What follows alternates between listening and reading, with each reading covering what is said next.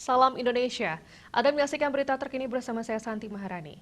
Aplikasi Peduli Lindungi diterapkan di sejumlah tempat seperti mal, pusat perbelanjaan, tempat wisata hingga instansi pemerintah.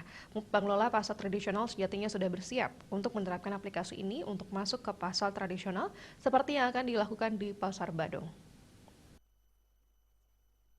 Dirut Perumda Pasar Sewaka Dharma Kota Denpasar, Ide Bagus Kompiang Wiranata mengatakan pasar rakyat tak diwajibkan menerapkan aplikasi Peduli Lindungi.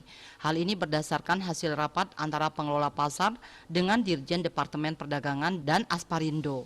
Departemen Perdagangan tidak akan memaksakan pasar yang belum siap untuk menerapkan aplikasi ini. Hanya saja bila pasar tradisional sudah ada yang siap untuk menerapkan aplikasi ini juga tidak dilarang. Bahkan Departemen Perdagangan akan mendukung untuk penerapannya. Untuk di Denpasar pihaknya akan uji cobakan dan saat ini masih dalam tahap identifikasi permasalahan. Rencana penerapan aplikasi ini di Pasar Badung sejatinya masih banyak persoalan yang perlu mendapat tindak lanjut. Misalnya saja pintu masuk cukup banyak sehingga perlu petugas yang lebih untuk menjaganya. Selain itu, para pedagang di pasar rakyat banyak yang tak melek aplikasi serta pedagang usia lanjut.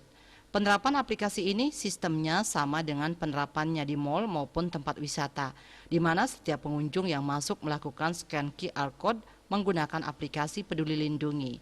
Asmara Putra, Bali Post melaporkan. Untuk mencegah penyebaran COVID-19 hingga pesan ibu selalu terapkan 3M, memakai masker, mencuci tangan, menjaga jarak, dan menghindari kerumunan.